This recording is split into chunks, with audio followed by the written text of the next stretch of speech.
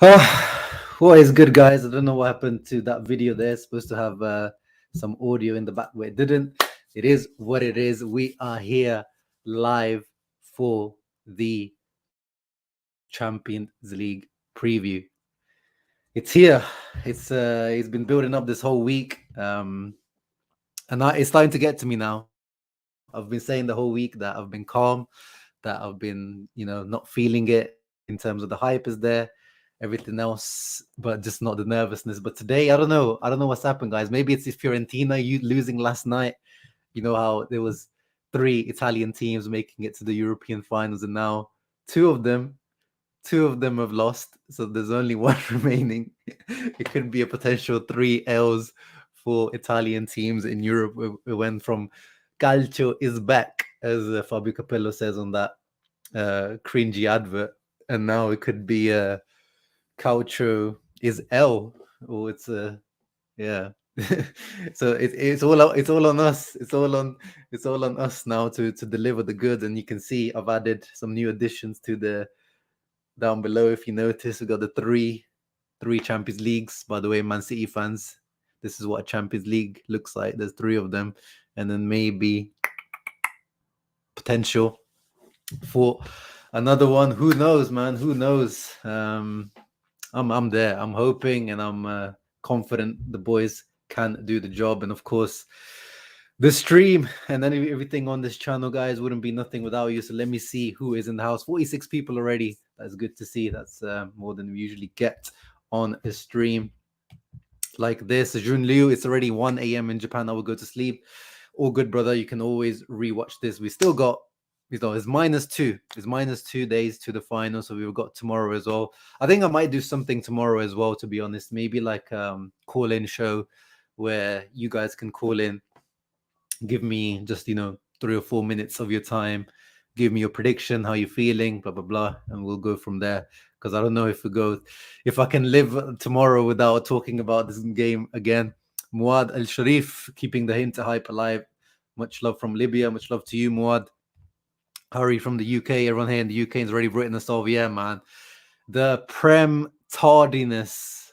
Prem tards. I am sick of these guys, man. All these Prem heads that think Inter is like some sort of Accrington Stanley type of team that Man City are going to beat us 4-5-0. That we don't even deserve to be where we are, is absolutely annoying the hell out of me. And there's some comments in my previous videos from like Man City fans. I don't even know if they're Man City fans, but they're just like, calling, oh yeah, you Italian football, you cheaters, divers, bloody hell, it's disgusting. I hope football wins. I've bookmarked lots of tweets. I've saved a lot of replies to my videos, and I just hope that the result tomorrow or in Saturday is going to be the correct one, because I need to reply to some of those people. Ioannis, what's up, brother? Good to see you on Inter Worldwide the other day. Assalamu alaikum, Muad. Assalamu alaikum to you, Giannis. So, bro, the more I hear those Prem faces, the more I want Inter. I know, I almost want Inter to win more than actually I want Inter to win for, like, the team I support. I actually want them to win just so I can flame these Prem faces, Prem tards, whatever you want to call them. That I almost want Inter to win more for that reason than actually bringing the Champions League home. It's the pettiness in me is coming out. I can't stop it. Usually I try to control it, but the pettiness is out of control at the moment. I want to be extra petty after this final if we win it. I'm going to be extra on the retweeting some of those tweets, replying to them, memeing them. Nick Knox believes, yes sir. We all have to believe, guys. That's all we can do. And I believe, like, not just like because it's Inter and like I have to support my team. I genuinely, from my heart, from what I'm watching, the guys interviewing Inzaghi, everyone, the build up to this, focused, grounded, but not making ourselves out to be to some like little team, like still confident in ourselves, but not overhyping City, but also respecting them. I'm actually like genuinely confident about everything What's up, MVV? What's up, Cheto 4? Forza Ragazzi White. Stop now. Exactly. Beautiful kit. Yeah, bringing back the Conte Scudetto winning kit today. I thought, let's get some trophy winning vibes going, because this is a kit where we won a very nice trophy, didn't we? What's up, Pixelated? Hope you're doing well. Zeit Vogel, what's up? I'm hyped. Yes, sir. The hype is real. And yes, thank you, Mattia. Always thank you for reminding all year round about the people leaving a thumbs up and subscribing to the channel if you are new. I'm glad that you're safely back home, Mattia, from your Milan trip, your delayed return from Milan. Possessed Boy, Mr. Jesus, King Darian, what's up, brother? What's in the Roma got robbed? I don't buy into those narratives, to be honest. Roma was slightly the better team than Sevilla on the day. That penalty to me is not as clear as people make out to be. I think if you use screenshots of that penalty call, it looks bad, but in real time, that arm was much closer to the body. I've seen those given. That's the thing. That's the thing these days. I don't know what a penalty is now. I don't know what a handball is. But in my opinion, I don't see Roma really getting robbed, to be honest there. But yeah, we can disagree on that. Yeah, can this match get here? Yeah, I wish it was tonight. Or tomorrow. Like, I just want to get it over and done with. It's too much now, the build up.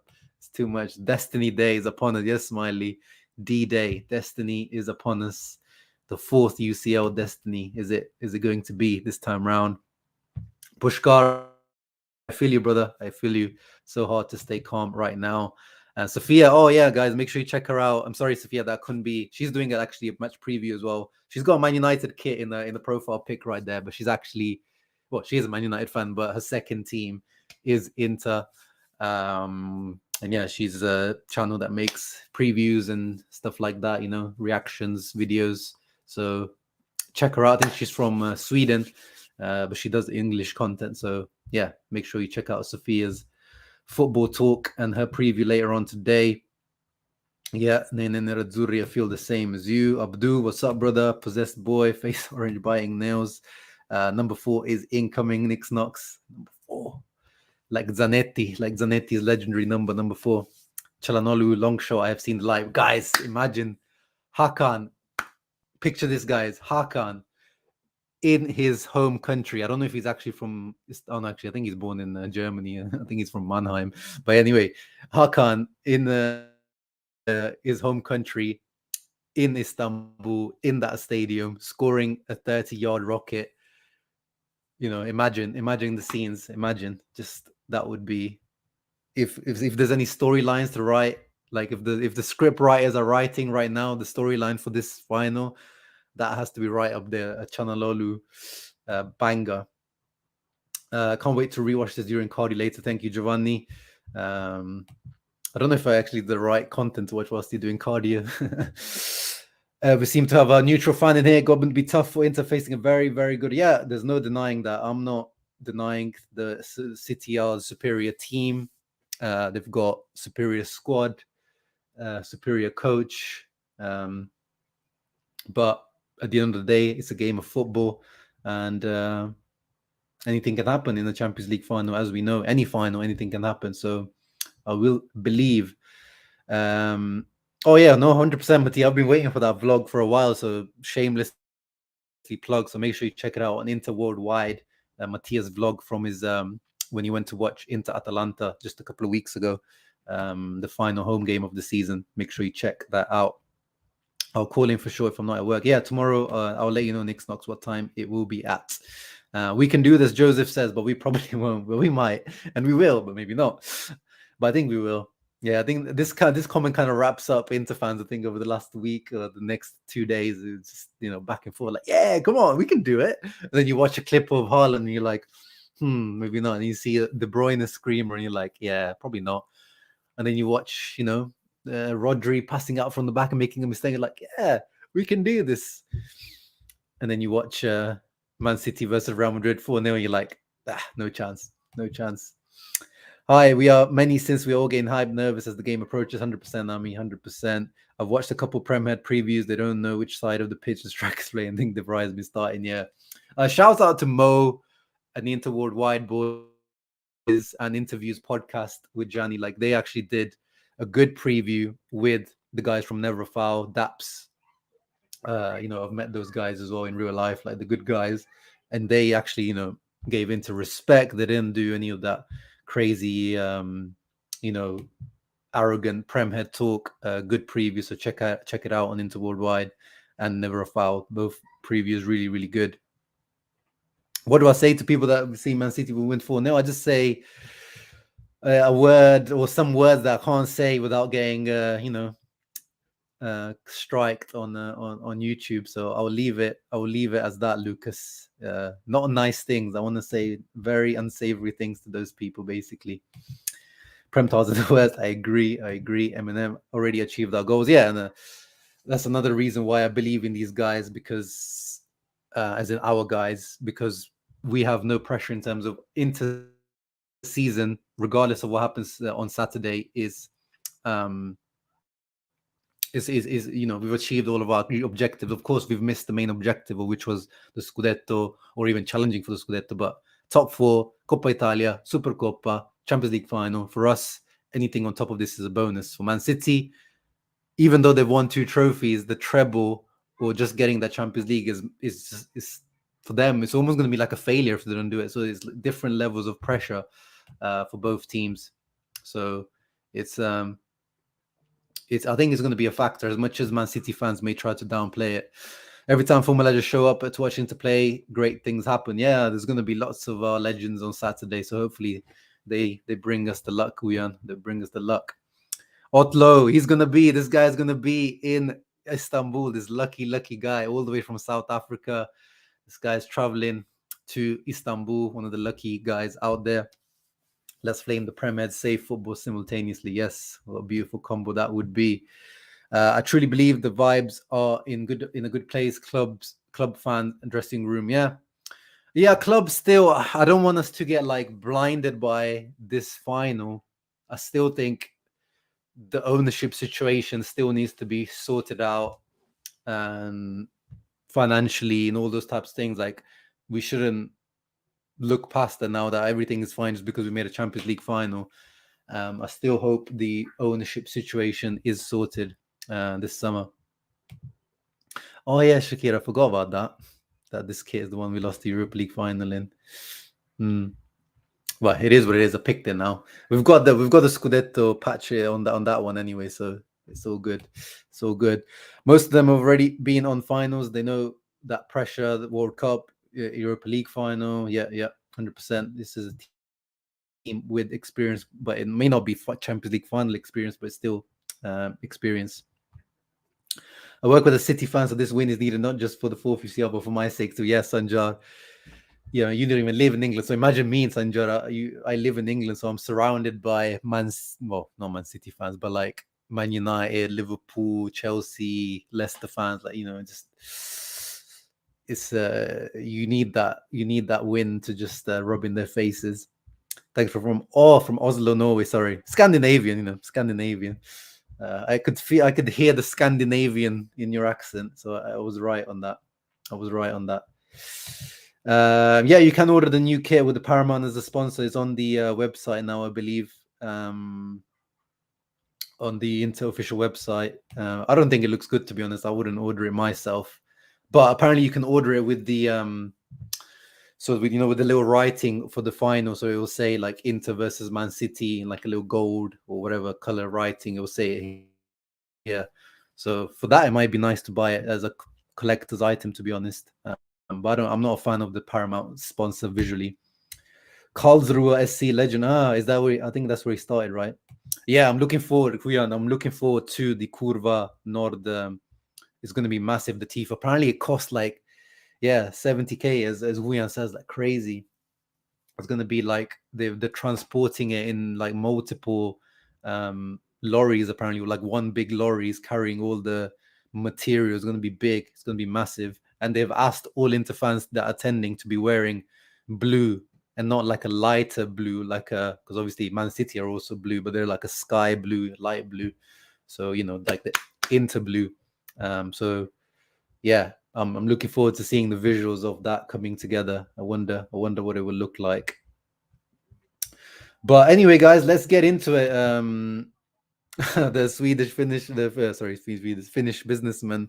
Yeah, that guy looks like an absolute lunatic. But let's see. He doesn't look particularly trustworthy. The way he tweets, he doesn't look very professional, to be honest. But I've not really looked into him. Again, I only comment on rumors once there's substantiation to them, when there's proper sources talking about it, not people tweeting about it. But anyway, guys, let's get into the preview. I've prepared my usual slideshow to go through some things where I think Inter can exploit Man City, where I think Man City are gonna exploit us, and also some key players. So 15 minutes in, leave a thumbs up, and now we get into the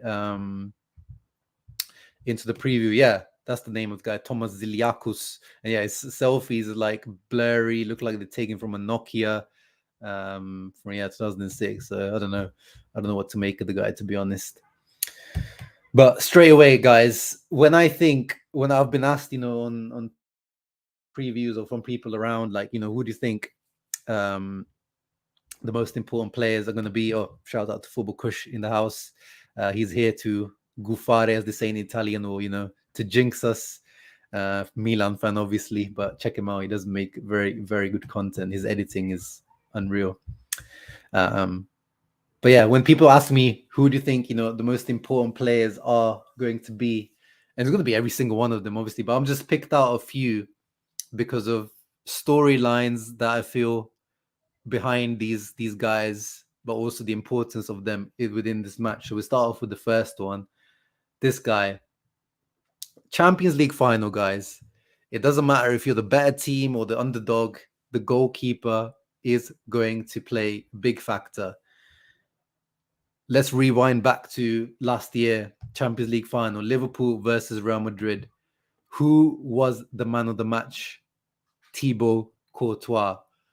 Liverpool kicked the F out of Real Madrid in that final. They created chance after chance. Salah, Trent, Firmino, Mane, Jota, all these guys, like, there were lots of chances created by Liverpool. They weren't able to take advantage. Their keeper stepped up big time. And if Inter are going to bring home the fourth, the only way that's going to happen is if this guy is going to be potentially man of the match, to be honest. That's the only way I see it, to be honest. And he has the potential. We've seen that this guy, he has pulled out man of the match performances for us, especially in the Champions League, going back to the Porto game at home, even the Porto game away. There's even the little saves he's had to make against Benfica here and there. Didn't really have much to do against Milan, but even a few saves he had to do against Milan. And even Pep Guardiola talked about him in the preview, in the pre-match press conference. He said, Pep said that he singled him out specifically. He said, Onana, this guy is one of the best goalkeepers in the world when it comes to ball playing ability. He said that, like, he said, if we're going to try to press high, it's going to be difficult with this guy. So, Pep has done obviously his homework. I don't think I need to do too much homework when it comes to Onana. He's known, even before we signed him, he was known to be amazing with his feet, but he's also proven to be a good shot stopper. And I'm expecting big things from Andre Onana. And hoping he has a masterclass performance. Yeah, Mighty Mo scared but excited. Wagwan, me side. Hakan is going to play his heart out. Hakan will be important. Balella Lautaro, yeah, of course. All of these guys will be important. But I'm just, picked out a few just to my opinions, my thoughts on the most important guys. That Nima agenda continues. Last two Champions League finals, Inter lost the opposition, won the treble. Celtic and Ajax also lost the sides, won their first one. Oh, interesting, Nikhil. Good stats that you pulled up there. Hope Brozovic's Croatian factor and the egg outshines it. Yeah. Now it's getting to with all those, the coincidences, the egg, the Croatian thing, the fact that yesterday West Ham winning in 1965 was the time that Inter also won it. What else is like the bold referee? All those coincidences that you're seeing popping up on Twitter and on social media. It's actually getting too much now. Like at the beginning, it was like it was funny, and it was like, yeah, these are things that are lining up. But now it's like there's a bit too many now that I feel like it's going the opposite way. But let's see what happens. I don't believe in those types of things anyway. I think it's just good banter. Then the other guy I've picked, Acerbi. Of course, it could be any of the three of our defenders or any of our defenders. But Acerbi, we know Erling Haaland, he does not move around too much. Erling Haaland is, he's learning now to play in this Pep's team. He comes a little bit deeper now. He's improved his touch, his link-up play. But this guy is, he's going to stick up front most of the time. He doesn't have he averages less than 20 to 25 touches per game. He's not a guy that heavily gets involved. So Acerbi, he's handled, the likes of Harry Kane. He's handled the likes of Osimhen in Serie A, the likes of Giroud, these types of guys. Of course, for Italy, as well as I said, Harry Kane, some of the biggest strikers, Immobile, whoever you want to mention. So Haaland is going to be next up on the list, and he has to be on it. He has to be 100% on it. And he hasn't let us down. He's only had one off game this season, which was the Lazio game, funnily enough, his old team, where he slipped around and lost the ball a couple of times. But apart from that, he's been reliable. One of our better signings this season for sure. So Cerbi. Obviously, I made a video. I don't know if you guys have seen it. I made a video with Rabona TV. Well, actually, he made a video with me. He invited me on it. The reason why I picked Darmian is because he has the ex-Man United factor. He's got that. He has that redemption story similarly to other, Man United rejects we've signed in the past, like these guys that, Man City fans will probably remember and underestimate him because they think he's that guy they remember from Man United. He didn't have a good experience at Man United. Not many players have, to be honest. But yeah, he is the guy who stepped in for Skriniar, hasn't missed a beat, reliable. And tomorrow, I keep saying tomorrow, I wish it was tomorrow, Saturday, he's going to be massive because on that side, they do like to create those overloads with Grealish, whether it's KDB or Bernardo or Gundogan, those guys, changing positions, moving around in that final third. He's going to be very, very important. And hopefully, Cerbi pockets Haaland, and hopefully Darmian helps Dumfries pocketing Grealish. And obviously, we had to go for the ex Man City player. This is a guy that even the Prem Tods are still respecting, especially Man City fans. I've seen them. They do not speak ill of this man because this guy is not a legend for them. He's an icon for them because he's been part of that, Aguero, that moment there. He was there. He was the one that scored that comeback goal against QPR. He has important goals for Man City. Even though he's 37, I've seen at least this guy has been respected. And as much as we might not like it, I think it's going to be him starting, guys. I know we all want the Lula. I know I've seen lots of you guys in the comments saying Lukaku, and I personally have been saying for weeks now. I mean, not even just Champions League. I just want Lukaku to start every single game the last couple of months since he's come back into that form and fitness. But the early predicted lineup from Sky Sport in Italy have Lukaku and Dzeko and Lautaro starting. And as I've said for the last few weeks, I think it will be Dzeko starting. But again, as I said, this is what I've. I mean, he was only there for like 3 or 4 years, like that I never around. Like that, what the Man City fan I've heard talking, they said he's more of an icon than a legend. I think we use the word legend a bit too willy-nilly. I think that's not like a thing we do sometimes, Shakir. The double pivot thing, it's that's just a part of how we build up play and how we circumnavigate the team pressing. Like that's not even like a tactic that we do sometimes. That's just, whether it's Barella or Hakan dropping deeper, like we always create that overload in the build-up. So that's going to be guarantee. But as people are also saying, I'm fine with it. I trust Limone, Inzaghi. He's been making the decisions in Champions League. They've 100% paid off. If this is what he goes with, it is what it is. Sorry, Huyan. It is what it is. I know we want Lula, but also, as I mentioned, if we think about the full 90 minutes and maybe extra time, I don't think Inzaghi does think like that. But if you think about it like that, it does make sense. Who would you rather be finishing the game with potential penalties? That would be Lukaku for me.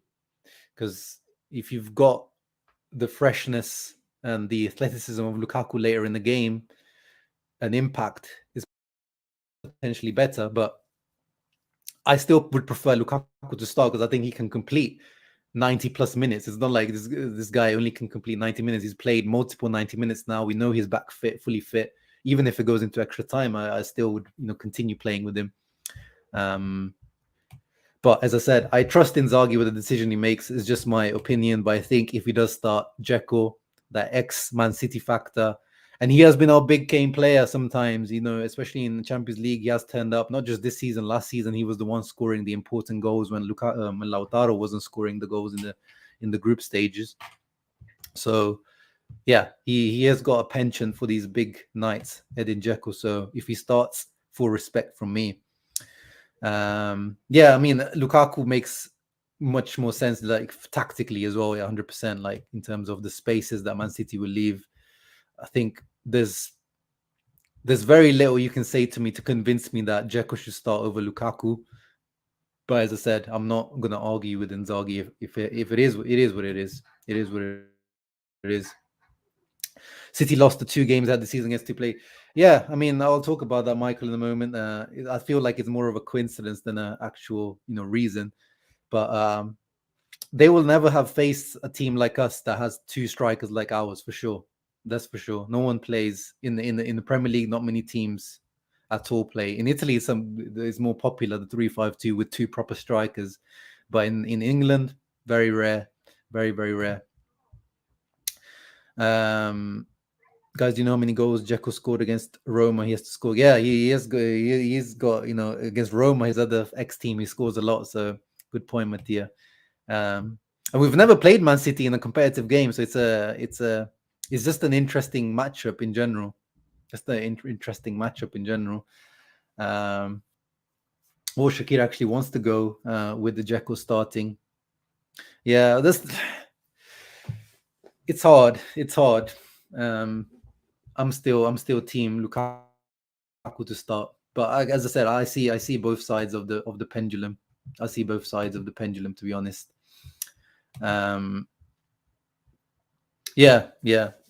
In general, I mean, since the second half of the season, Dzeko is definitely the first half of the season. If you guys remember on my channel, and this was like voting from you guys, Dzeko was given pretty much player of the half season, like until December, January, like when there was the World Cup break, we gave our like mini awards for the half season, and Dzeko on my channel by most of you was given player of the season up until that point. It's just that afterwards the drop off has been massive from Dzeko. But we've seen a few games here and there, like the Milan derby, and even some of these appearances recently, he has been better. His touch has been better. But yeah, to me, the Lukaku is it's just the smart decision, in my opinion. And yeah, the Onana factor as well with his long balls. Yeah, no, there's no arguments in that Dzeko is a more high IQ player compared to Lukaku. But in this game, we need more. We need more, and that's why for me, it has to be these two. It has to be these two. As I said, Man City won't have faced a team that plays with 2 real gunmen up front. Not like half wingers, half this, half that, or like a midfielder converted into a forward. These are 2 proper strikers, and their chemistry, their partnership on and off the field, their athleticism, especially in the case of Lukaku, it's, to me, it's the superior partnership. And of course, Lautaro as well. Let's not forget, guys, Lautaro this guy, people, his reputation is at an all-time low. Not right now, but after the World Cup, it was at an all-time low. This guy goes into the World Cup, big reputation from Serie A.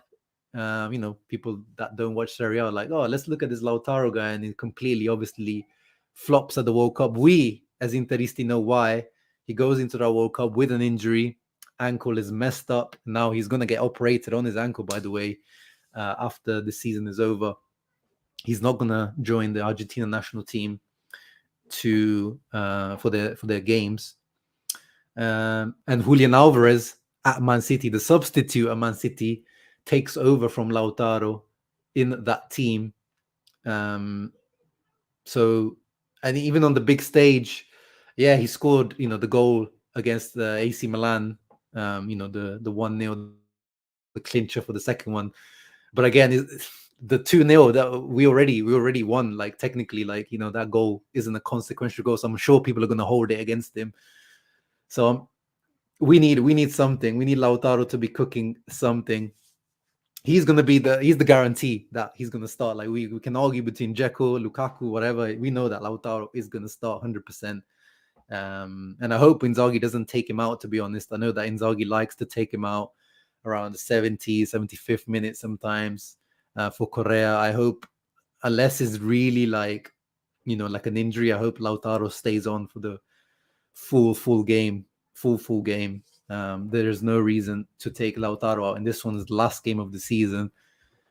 Let's get everything that we can out of this guy. And I think he's played, there was a graph I saw the other day. He's played 66 or 68 games in this I can't remember if it was calendar year or just this season.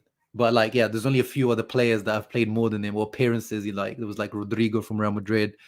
I think there was like Modric, a few other guys. But yeah, this guy has been worked down to the bone, Lautaro. He definitely deserves a break this summer after that surgery he has.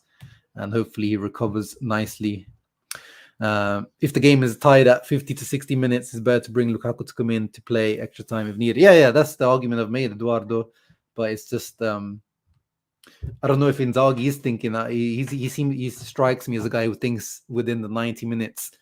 But if you think about the totality, if you think there's potential for extra time, for sure, I agree that Lukaku is probably the better impact guy. Even though sometimes I feel like, because of his body, sometimes it feels like Lukaku himself is also a guy that takes time to like get into a game. But then recently, we saw against Atalanta, like first 2 minutes, bam, bam. And some of his impact substitutions, even against AC Milan. I remember when he came on in the second half against Milan, he was actually really good as an impact guy. So that's what I'm saying. This is just my opinion. As I said, I'm happy either way. And now let's get into the talking. Like, I'm not deep into tactics and stuff, and I don't have any coaching qualifications, but just a few thoughts and observation I've made over the last few days looking into our play and Man City's play. Our build-up is funny. Like at the beginning of the season, when Perisic left and it was going to be Dumfries and DiMarco, like when we build up, there is one thing that I said, and it's not like it's some like genius play, but you can't have Dumfries in the build-up play, and you see it a lot if you actually analyze Inter's build-up play. Inzaghi's clearly told Dumfries to like get the F away, as far away from the build-up as possible. And you can see it here against Milan, like Dumfries is all the way up, when we're building up from the back next to Theo Hernandez. And then we have this kind of 3+2, or you can call it like it's like a 4-2-4. Like we used to see this under Conte. It hasn't really changed too much. But basically, we outnumber the opposition in build-up. So we have the goalkeeper, who's pretty much like an outfielder when it was Onana.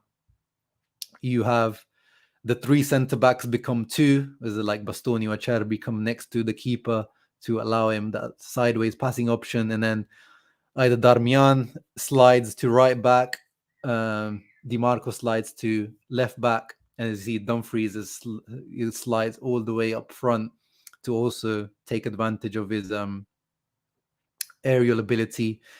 And then the other team needs to decide whether they're gonna go man for man.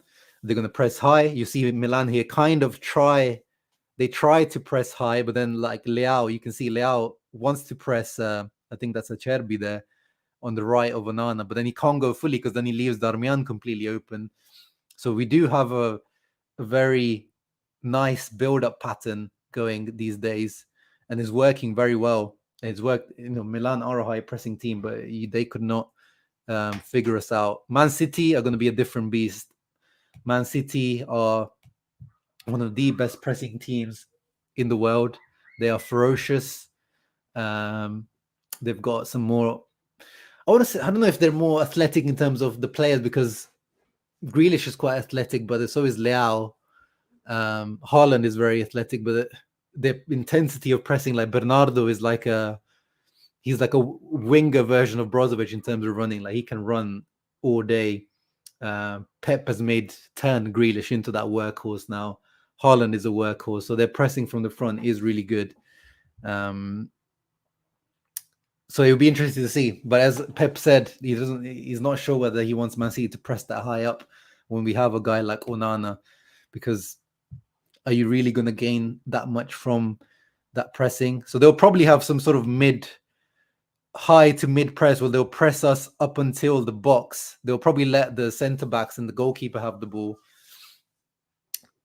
but then they'll cover all avenues there. So we'll probably might have to go long. And this is where, Lukaku or Dumfries or Dzeko, whoever starts, they have to win their duels in the air. They have to hold up the ball and help us get out of those deep build-up positions as quickly as possible. And then another thing that we're really good at is these like runs in behind from midfield. You see here, Bastoni will pick out Barella here. Tonali didn't pick him up. In this case is like, they have Stones and they have quite unconventional formation that is, kind of changes its face depending on the phase of the game, with John Stones that comes in to midfield, but then also goes out back into defense when they're defending. Actually, let me put it up to show you guys. Not everyone is as familiar, because sometimes I just assume people watch Premier League, but not everyone watches Premier League. Not that you should be anyway. It's just that I live in England, so it's quite hard not to watch Premier League. Yeah. So this is their formation in when they have the ball. So Stones comes up, plays as a auxiliary midfielder. Actually, he goes up more than Rodri. He's given like a lots of freedom, John Stones. Their key is that you see that square that they build there between Rodri, Stones, and De Bruyne and Gundogan. That's really where they kill teams, because they outnumber most teams, because they'll have a 4v3 most of the time, or even Akanji will tuck in, or Silva will tuck in, or Grealish or Ake will step up, and they always manage to outnumber you in the middle. And this is where they start to kill teams. So this is going to be interesting how Inzaghi circumnavigates this, because I'm not expecting to have most of the ball. They'll have 60% probably. That's my prediction. I'll probably predict 60-40 possession. My prediction is Man City will have around 60, 59, 60, 61% possession, something like that, which is already is not an issue to me, and that's the case for most of Inter's games. Most of Man City's games. Yeah, we already talked about that, Harry. I don't know if you've missed it, but yeah, my vote is to Lukaku. But I said either one works for me. Isn't their formation too narrow for our 3-5-2? No, because they get a lot of width. That's the thing with Pep. He gets these, like, I said sometimes Grealish or Silva might tuck in, but actually he's obsessed with having his wingers almost touching the sides, because the style of play that they play is called like positional play. So you have to be in certain positions at certain times. Like it's very robotic. Like some people call Conte's football robotic, that in terms of pre-decided patterns and things like that. But Guardiola's football is really robotic in terms of you have to be in certain positions at certain times, otherwise he doesn't play you. Like he literally will force you to stay in a certain position, because that's how he plays the game of football, as chess almost. So yeah, they all have plenty of width when it comes. Grealish and Silva, or whoever plays, if it's Mahrez, they do stick wide, but then they change positions between him or De Bruyne. It's like Silva, you see there, like De Bruyne might run in behind Silva suddenly, and Silva tucks in. But in build-up, they'll be quite wide. But yeah, going back to so this is where we can exploit them in terms of, will Stones or Rodri know who to pick up? Like if Barella makes this dart, so Barella's the right centre mid, but look, he's making a run into a position that's all the way out onto the left, because our midfield is very fluid. Will Stones or Rodri or Gundogan or De Bruyne, like who will have to pick at that run? So I think we can create these kind of confusion in midfield when it comes to these types of things. And of course, Bastoni's balls in behind like that are, top notch, 100%. They will cause trouble. And it could be not just Barella, it could be, this could be, as we saw, Milan, you remember the Super Cup goals we scored in against Milan, the first goal, Dzeko in behind, he got behind Tomori, and is it Kiar was playing that was it Tomori Kalulu? Can't remember. But yeah, even if you have quicker defenders, you can get surprised by these types of balls in behind sometimes if you try to play a high line or offside traps. And of course, we have these situations here where we're really good at overloading the box at times. Like when we start to have possession, we also, like in possession, pretty much play like a 3-2-5 when we're high up, and there's a lot of rotation. Brozovic drops into the center back positions to build up, or you find Di Marco sometimes in the striker position. Like we have a lot of fluidity, but we usually have 5 people attacking the opposition box, and we create lots of havoc with this, and we have people to recycle the ball afterwards as well. So we're gonna have our moments. We're not gonna be suffering. Like people think we're gonna be suffering the game the whole time. We're gonna be like 20-30% possession. Maybe because the first Barcelona game at home, maybe it was like that. But remember, we were coming out of a bad period at that time. We were struggling at the beginning of the season. Hakan just converted into that deep lying playmaker position. We started with Correa Lautaro that game as well. So yeah, we were against that Barcelona game was, we just parked the bus basically. But in this game, I'm expecting some terrorism, some parking the bus, but not for the whole game. So I'm expecting to create more of these situations like this here, and also expecting to gain some goal scoring opportunities from these positions there. Lautaro is good in the air. Lukaku or Dzeko, they're good in the air. Dumfries, if he joins into the box, he's good in the air. So I see getting some joy from these types of positions for sure. Hussein says tiki-taka football era dominance long gone. I say defending counter-attack. Bro, it's never gone. Like people think, like, football is about styles. So there's never one style that's better than the other. It's like right now, yes, the more modern, propositive, attacking football is probably more successful right now compared to the past, and more teams play that way. But it's not the only way to play football. Roma in the Europa League final, they could have they almost terrorized their way to the Europa League final win. It's not like Sevilla were playing amazing football. It's just you just have to do what you need to do, especially in the final. It doesn't really matter the style of play. And then obviously one other, this is not really a tactic, but we have three midfielders that all can strike the ball from distance. Hakan is one of the best in Europe, as the stats prove. Brozovic is also really good at it. He's more guided. Hakan is much better with the power and swerve and dipping unpredictable balls. Brozovic is really good at guiding the ball, side footing the ball, volleys, and Barella's got a mixture of all of them. He's got the volleys, he's got the guided, he's got the crazy powerful shots as well. And Edison, Edison, their goalkeeper, is one of the best goalkeepers in Europe for sure.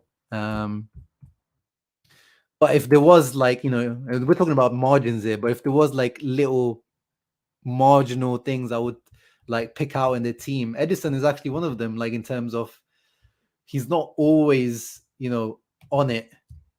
He can be susceptible sometimes, or you feel like some shots could he have done better? He's similar to Onana in terms of, it's between him and Onana in terms of who's the best ball playing goalkeeper, in terms of just, if we talk just straight up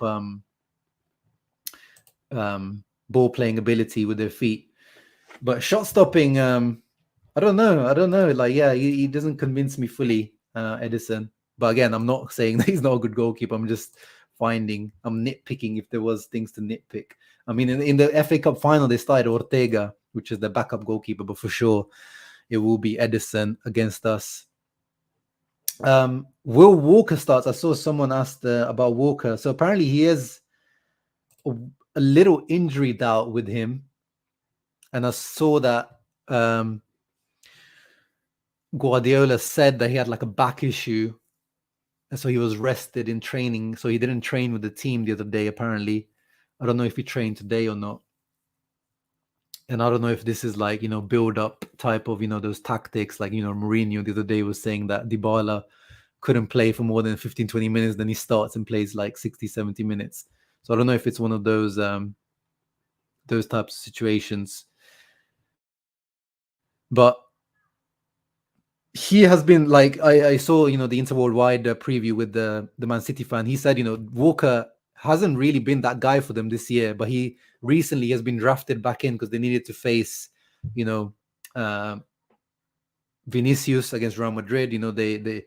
He's probably one of the best guys if you want a duel versus a fast winger.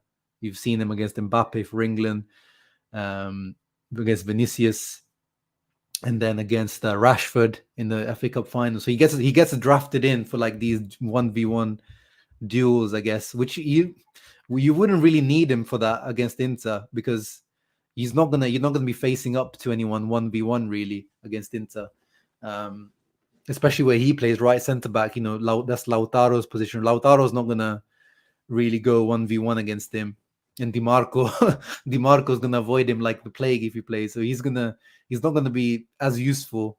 So as the Man City fan that said that it probably will be, he sees Akanji potentially playing, or Akanji shifting to that side, and then Nathan Ake coming in on the left.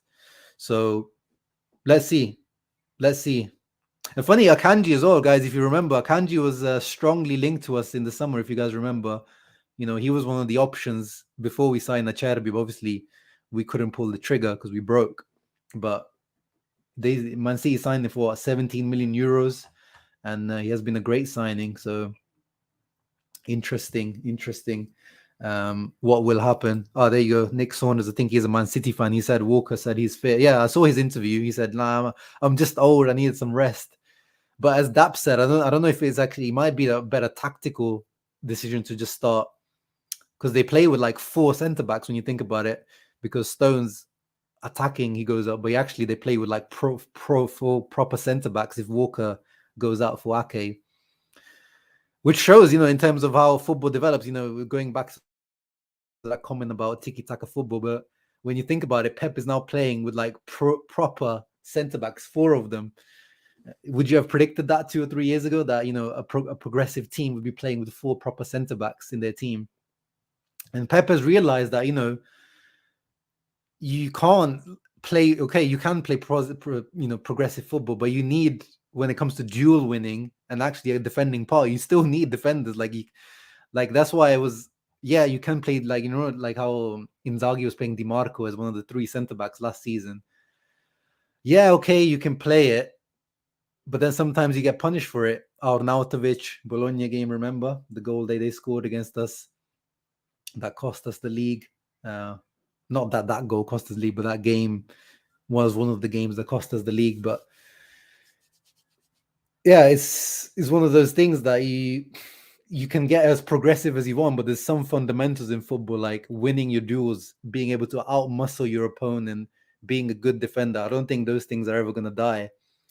And I'm glad that maybe Pep is helping people realize that, like, you can't have all these like skinny centre backs that are good playing the ball from the back, like Lindelof and players like that. But you still need like proper centre backs like Ruben Diaz, Akanji. So I'm glad that that's coming back. The Athletic suggests that Inter need to play long balls to Dzeko in order to get around City's pressing. Yeah, I mean that's also obviously another important tactic for Inter in terms of what we can do when it comes to those. That's why I want Lula to start, to be honest, Lukaku, Lautaro, because we've seen those goals that we scored against Atalanta, or some of those plays that when we launch the ball long to Lukaku and he holds it for Lautaro, and then whether we're in behind the defense or we just start to build out play properly like that. These are the types of situations like here. Sorry, not there. Here, I'm not going to play it because otherwise I'm going to get copyrighted. But you see, Atalanta pressing as high, but Bastoni has the ball here. Boom. And this is going to be 1-2 between Lukaku, Lautaro. Obviously, Man City won't be this stupid, and Lukaku is in behind. Obviously, this is a bad example because Atalanta's defending here was absolutely awful.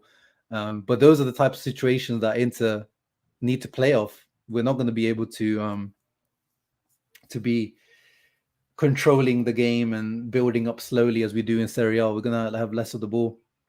Carlos, as I said, I only brought out those Limone ball shirts for a limited period. If we win, I'll bring those out back, and you requested a sweatshirt specifically, so we can bring out a sweatshirt version of them maybe. But yeah, those will be out if we win the Champions League final, or even if we don't, if there's enough requests for them, because as I said, the supplier I use has a minimum 5 order quantity, so I need at least 5 people that would be buying those to confirm that with them.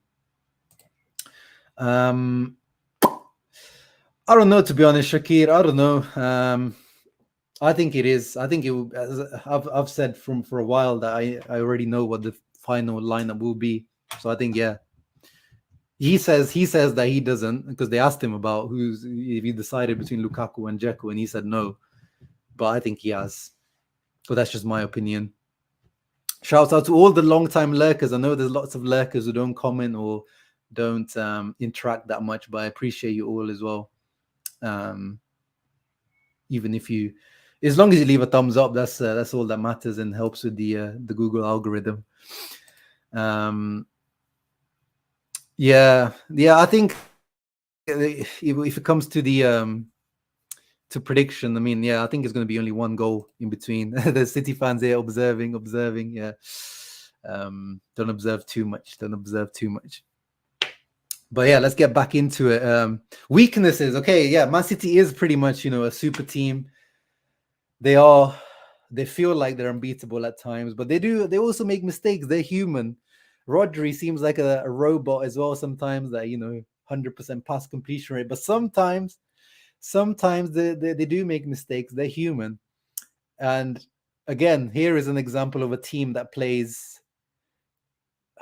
well, Tottenham don't really play 2 up front. They play 3 up front. You could say 4. They play a 3-4-2-1 under Conte. But an example of, when you press them, here Rodri, out of all people, makes a mistake. He's passing to Rico Lewis here. The ball gets intercepted by Højbjerg, and he passes it to Kane, and they score from this. And I think Spurs won this game 1-0. This was earlier on in the season when Man City was still struggling.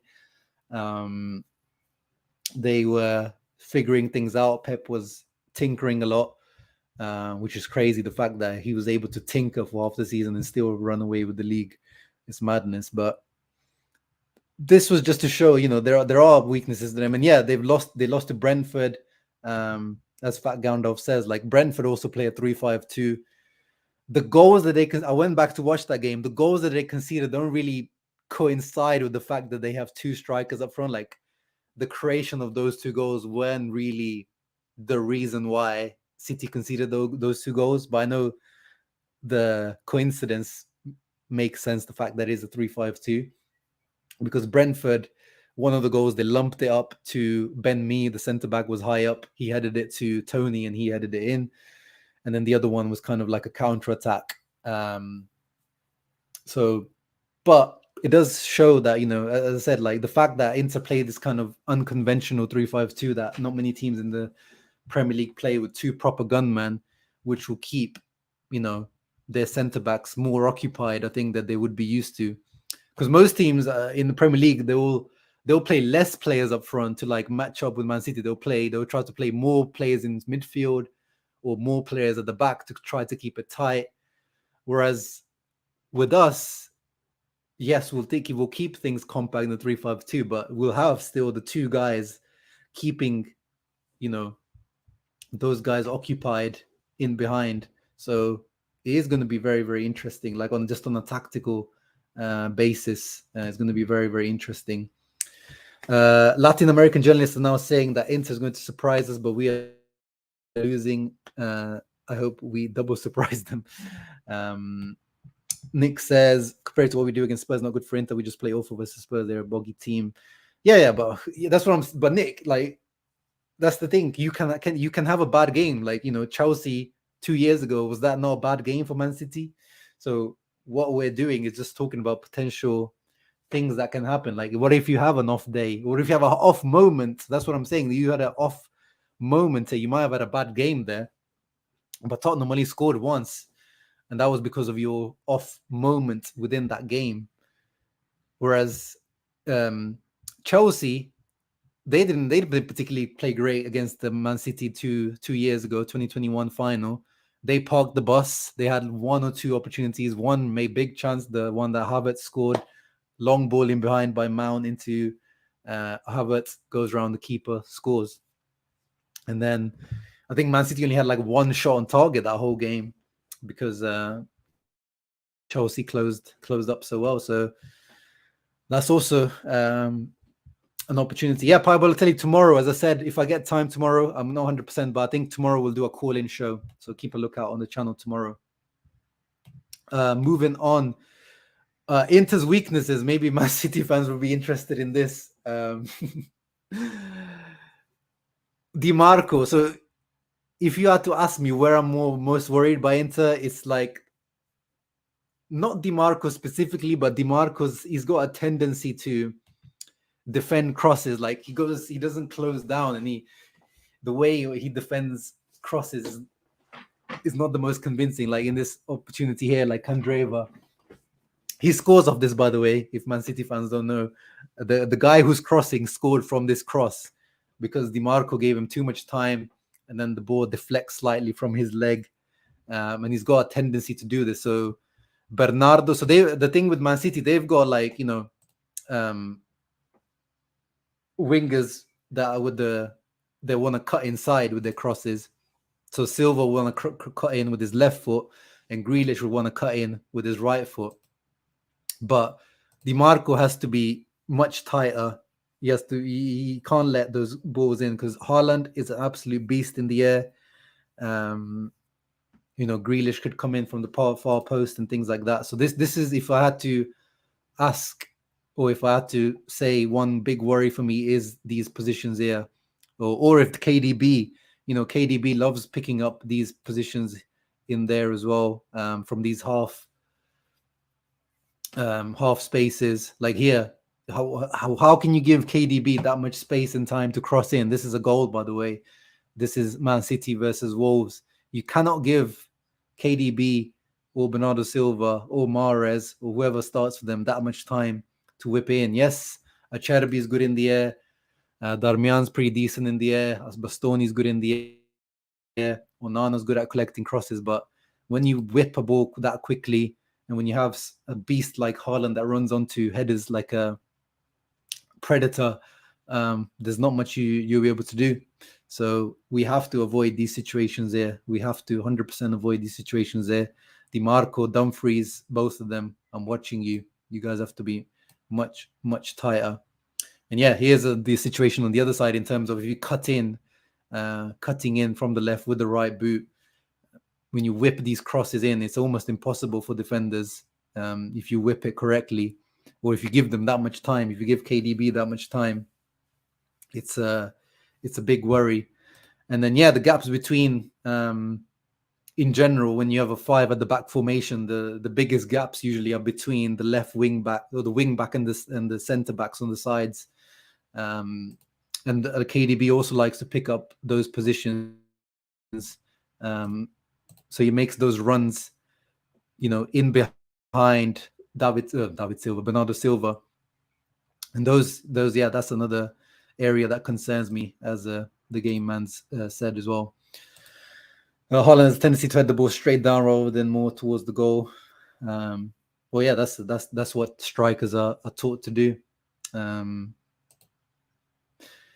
He isn't that good in the air, and probably in terms of, but that's like nitpicking Shaqiri. That's like, by his standards, he's not that good in the air. But in terms of his jumping ability and the amount of headed goals he scored this season, it doesn't seem like much of a weakness. But in his repertoire, it's a weakness. And then there was another, and this is like, this is Leicester. So it's a bad example because these guys got relegated for a reason this year. My local boys here in Leicester. But look at them. There's 3 of them, and they're very narrow. They're very tight. But once Haaland gets a run on you, like if you give him those 5-6 yards head start and he's running full speed, and obviously you got a guy like KDB who, 7, 8 of 10 out of 10 times he will get his through ball right. Like, he's an absolute machine when it comes to through balls, key passes, assisting, and he scores from this. Haaland, he's got Johnny Evans here running, trying to cover him, which is not too dissimilar from Acerbi, our 35-year-old centre back, who's going to be pretty much man marking him for the game. As much as we want to big up Acerbi, but if it's a race over 10-20 yards, that guy's going to lose it. So we cannot let this guy have these runs in behind. This is, when Bastoni was saying he watched Rudiger, Real Madrid, how they dealt with Haaland, that's what they were doing, getting tight to him, making sure he can't have those runs in behind. And if he is having those runs in behind, just kind of covering him before he even makes that run. We saw if you guys watched the Europa League final yesterday, the goal that Fiorentina concede in the late moments, it just takes half a second of indecisiveness, and someone can be in behind you. And Paqueta picked out the perfect ball in behind. Let me see if I can find it. Yeah, here it is. Look at that, half a second. So they lose. So this was actually from a goal kick. People criticize Italiano, the Fiorentina coach, a lot for this, but this was from a goal kick. So obviously the high defense line is high up because they were kicking the ball high up. They lose. It was kind of fortuitous, like they lose a header and it falls to Paqueta. And then Jared Bowen, you can see him, he's making that run already. But in that half a second, Igor, the centre back that should be tracking him, or Biraghi stepping up, either way, it's too late. Paquetá makes the perfect ball in behind and Bowen is in and he scores. It's those little details that change the game. Tiny details. Half a second of indecisiveness from Igor there, and Bowen is in behind. So this is what I can see happening with, Haaland versus Acerbi or Bastoni or Darmian.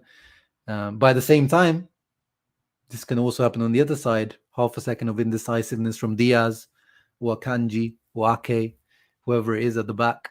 And then Lukaku with his pace potentially in behind. If it's Lautaro, he probably doesn't have the pace of a Bowen or a Haaland to get to that ball, but still a potential opportunity to create a goal scoring chance. City Ball says not particular weaknesses. He's exceptionally good with left and good with right compared to that. Yeah, that's what I mean. It's just by the crazy standards that Haaland has that it's a weakness. My grandmother Ella says hi. Hey, Grandma Ella. She's watched every Inter-Champions League game this season with me. My whole family believes she's our good luck charm. Yes, she definitely has to watch. Ella, you have to watch the game with Carlos and the family to bring us that good luck. I hope your good luck charm keeps rubbing off on us. Yes, Harry, Forza Grandma Ella. Hope she brings us a luck on Saturday. What else did I have? Yeah, no, I think in terms of screenshots, that's all I had. And yeah, all we can ask is those guys to pretty much die on that pitch. Onana said that, we will die on that pitch. That's one guarantee, but I hope they actually live up to that. Sometimes, big games you can freeze up in big games and you just feel like this is not the team. Like yesterday, Fiorentina, if you compare the Fiorentina that played yesterday against the Fiorentina that played against us in the Coppa Italia final, they look like two different teams. It's like yesterday, they seemed like they felt that final more. And even Italiano seemed like he changed some of his tactics to fit, West Ham. Whereas tomorrow, I hope, I keep saying tomorrow, Saturday, I hope Inzaghi, yes, obviously we need to tailor our approach to Man City and we need to be disciplined and probably going to have to sit a bit deeper. But I hope the players are not fearful. I hope they, go out and try to beat these guys, not try to go for the draw and try to take it to penalties and things like that. So that's all we can ask for these guys, and I'm confident that they will put everything out on their leave everything on their blood, sweat, hopefully not tears. Yeah, we have Otlo Eteri. I don't know if anyone else is, but Otlo, one of the channel members, he's going to Istanbul to watch it. Lucky guy. I don't know anyone else in here that is going. But yeah, guys, let's finish up now. 1 hour. Let's finish up with match prediction. Mattia's very relaxed. We already overperformed. Yeah, that's my same feeling. But now the fact that all these Italian teams have been losing, and the fact that I feel like there's some added pressure on Inter to carry Italy, I'm starting to feel it a little bit more. Hey, Tommy, here he is, number 4 incoming. Rest easy, brothers and sisters. This guy has been the most positive Inter fan this season for sure, and I hope his positivity pays off. But yeah, guys, drop your predictions down in the comments below. Tomorrow I'll be having a call-in show probably, so keep a lookout for that, so you guys can jump on here for a few minutes, give your views, and then I'll rotate as many people as they come in. But for now, just leave your predictions in here. So Harry Dem says 2-1 Inter, Lautaro, and Acerbi goes. Oh, Acerbi would be amazing, man. The story of Acerbi, this guy, a guy recovering, was it 10 years ago, 12 years ago? This guy diagnosed with testicular cancer,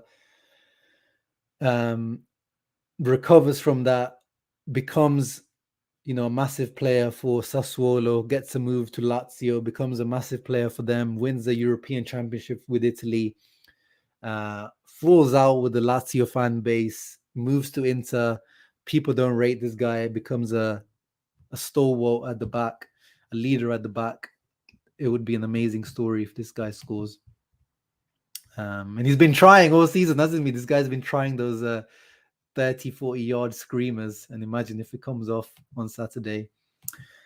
Nitish says Acerbi, Hakan, and Dzeko scoring. So he says Inter might score 3 more goals now, brother.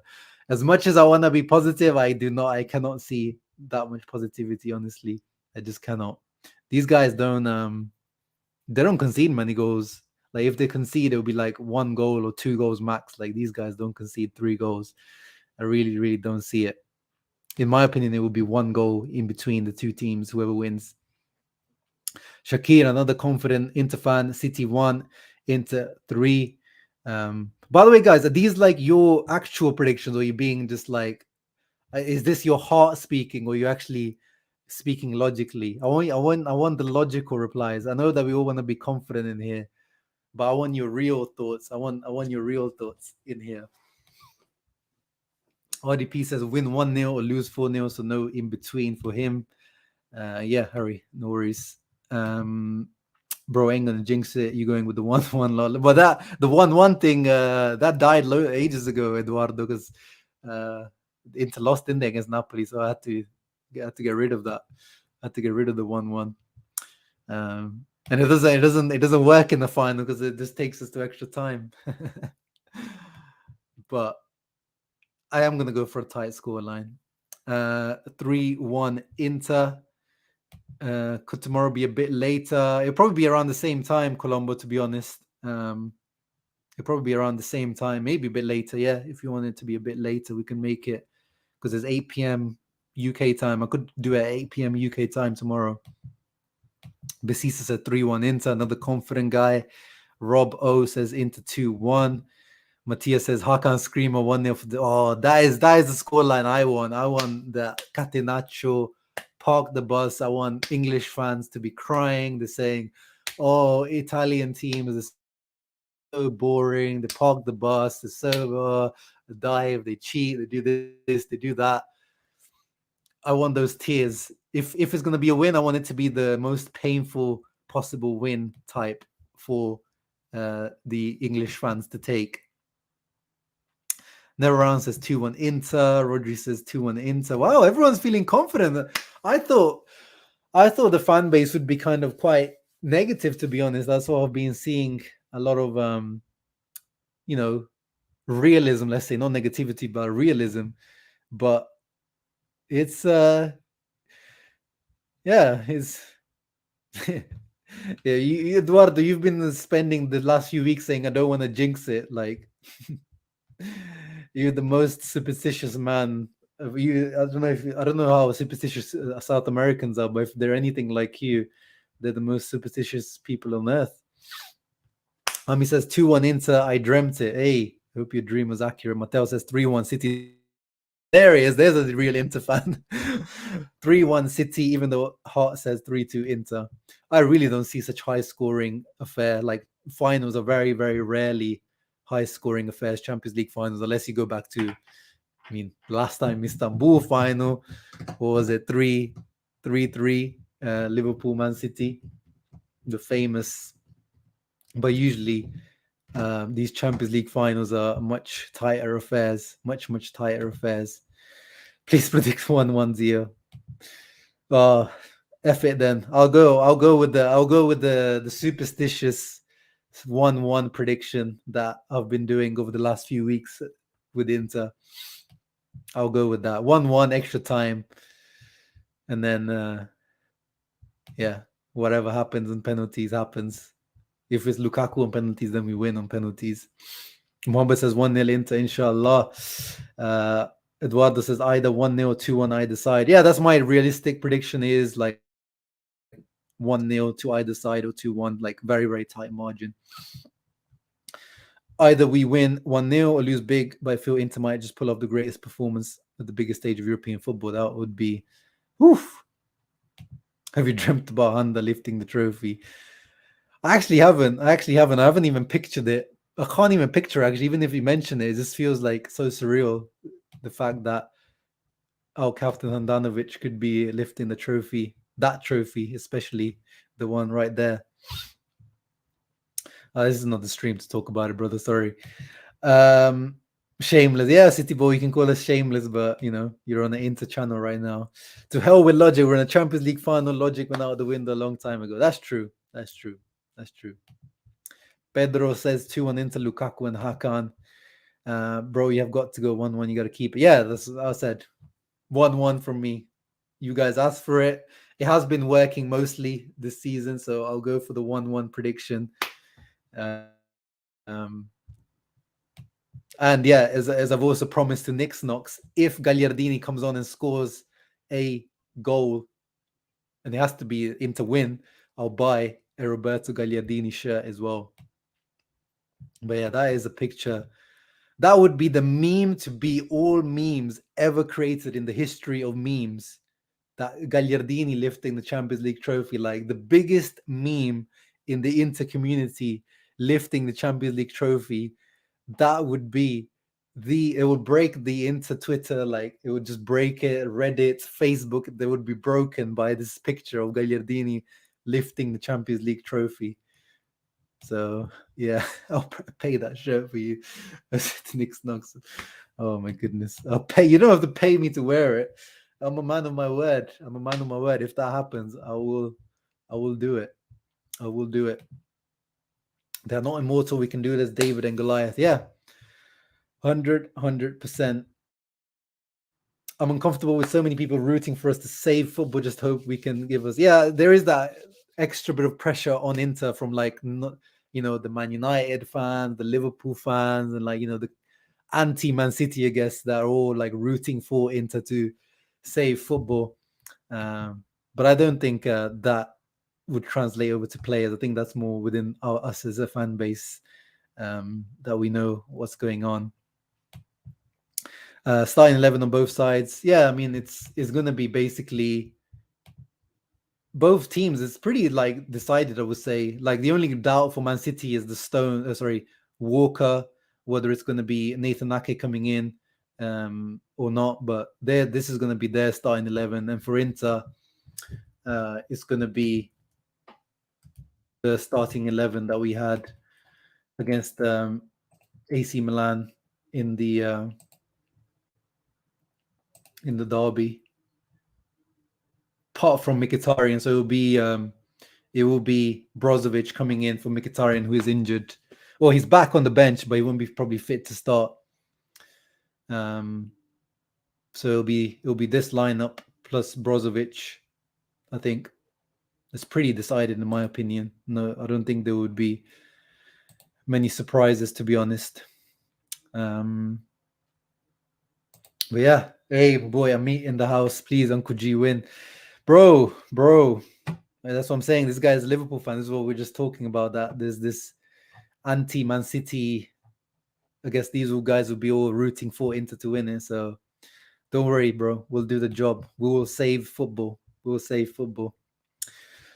But anyway, guys, 1 hour, 16 minutes. It was a long live stream. Hope you guys enjoyed. These were my, key players to watch out for. I think Onana will be man of the match, in my opinion. These were my tactical insights / opinions on the game. Hopefully we can take advantage of them, and hopefully Man City don't take advantage of ours. Hope you guys enjoyed that. Yes, Tuku is back.